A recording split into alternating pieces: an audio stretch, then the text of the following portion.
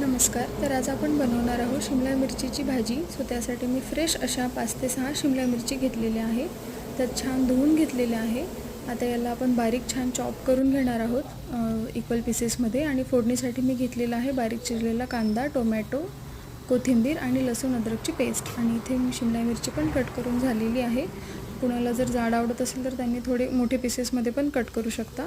So आता मी तेल ठेवलेलं आहे कढईमध्ये तापायला फोडणीसाठी. सो याच्यामध्ये जिरं, मोहरी, कढीपत्त्याची फोडणी दिलेली आहे.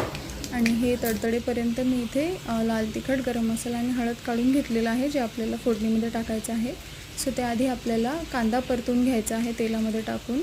आणि नंतर लसूण अद्रकची पेस्ट टाकायची आहे आणि टोमॅटो पण टाकायचा आहे. सो हे छान परतल्यावर थोडंसं टमाटर आणि आपलं जो कांदा आहे तो थोडा सॉफ्ट झाल्यानंतर त्यामध्ये आपण मसाले घालून घेणार आहोत. मसाल्यानंतर आपण घालणार आहोत शिमला मिरची.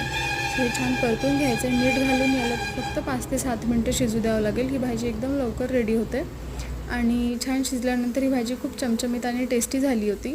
सो प्लीज तुम्ही पण नक्की ट्राय करा अशी सिंपल शिमला मिरचीची भाजी. आणि मला पण कॉमेंटमध्ये सांगा की कशी झाली होती. थँक्यू.